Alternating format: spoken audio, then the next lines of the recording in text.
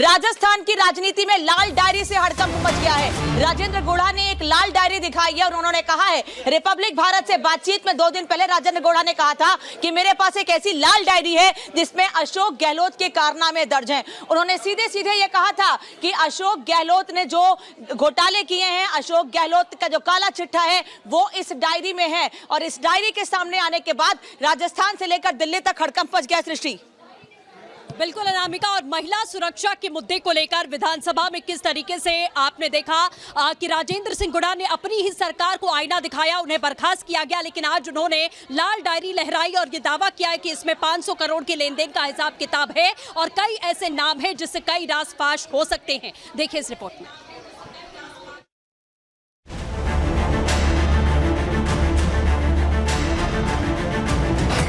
गुढ़ा का गहलोत सरकार पर हमला, किसके द्वारा दे, पैसे आया कहां, पैसा गया कहां, सब कुछ था उसमें।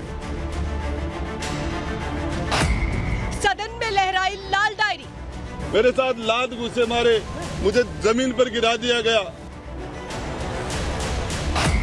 लाल डायरी में 500 करोड़ की राशि, 1 लाख 2 लाख 10-20 लाख का नहीं था, 2-5 करोड़ का नहीं था, उसके अंदर 100-200 500 करोड़ का लेन देन था। राजस्थान विधानसभा में आज जोरदार हंगामा देखने को मिला। महिला सुरक्षा पर अपनी ही सरकार को कटघरे में खड़ा करने वाले बर्खास्त मंत्री राजेंद्र गुढ़ा के साथ सदन में धक्का मुक्की और हाथापाई हो गई। कभी सीएम अशोक गहलोत के कट्टर समर्थक रहे गुढ़ा को बाद में मार्शल के जरिए विधानसभा से बाहर कर दिया गया। दरअसल पूरा हंगामा तब शुरू हुआ जब गुढ़ा ने सदन में लाल डायरी लहराई।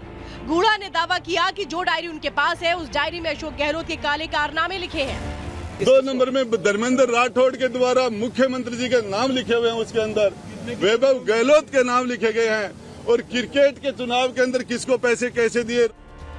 गुढ़ा ने सरकार पर हमला करते हुए कहा कि अगर वो इस डायरी का खुलासा कर देते हैं तो गहलोत मुख्यमंत्री ना होकर जेल में होते। गुढ़ा ने डायरी में 500 करोड़ के लेन देन के जिक्र की बात की। मैं टेबल करना चाह रहा था, उसको टेबल। लेन देन कितने का होगा, डायरी में कितने का लेन देन होगा आपको एक अंदाजन? कोई 1 लाख 2 लाख 10-20 लाख का नहीं था, 2-5 करोड़ का नहीं था, उसके अंदर 100-200 500 करोड़ का लेन देन दूसरा मेरे पास हो रहा है। पूर्व मंत्री यही नहीं रुके, उन्होंने खुद के साथ मारपीट और दुर्व्यवहार का आरोप लगाया। बर्खास्त मंत्री गुढ़ा ने कहा कि मुझ पर माफी मांगने का दबाव बनाया जा रहा है, लेकिन मैं माफी नहीं मांगूंगा। जिस तरीके से इन्होंने मेरे साथ लात घुसे मारे, मुझे जमीन पर गिरा दिया गया, कम से कम 25 से 30 लोग मेरे ऊपर पड़ गए एक साथ, मुझे नजर ही नहीं आ रहा था, मेरा दम घुट गया था इन लोगों ने। ये भी छीन लेंगे आपसे फिर? मेरे छीन लेंगे तो मैं लड़ूंगा, जनता के बीच में जाऊंगा। राजेंद्र गुढ़ा के लाल डायरी वाले खुलासे को लेकर विपक्ष ने विधानसभा में जमकर हंगामा किया।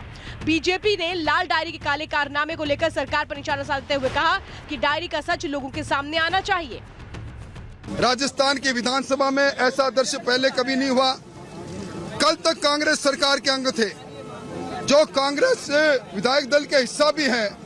कांग्रेस विधायक दल के हिस्से के एक हिस्से ने दूसरे हिस्सों को जिस प्रकार मारपीट की है, सदन के बाहर जब सैनिक राज्य कल्याण मंत्री जी ने कहा कि सीआरपीएफ के 150 जवानों के बीच में 8 मंजिल मकान से ईडी की रेड में वो लाल डायरी जिसमें कईयों के राज दफन है वो लेकर आए और वो लाल डायरी उनके पास है, वो उसका राज खोलेंगे। पूरा राजस्थान जानना चाहता है कि ये कौन सी गहलोत जी की लाल डायरी है जिसमें काले कृत्यों के बारे में विस्तृत जानकारी छिपी हुई थी। जो खुलासा अब राजेंद्र गुढ़ा ने किया है कि एक लाल डायरी को नष्ट करवाने के लिए अशोक गहलोत जी जिस प्रकार से वो बातें रख रहे थे, तो अब तो स्पष्ट होना चाहिए कि काले कृत्य वाली इस लाल डायरी में क्या था। आपको बता दें कि शुक्रवार को राजस्थान विधानसभा में राजेंद्र गुढ़ा ने अपनी ही सरकार पर निशाना साधा था।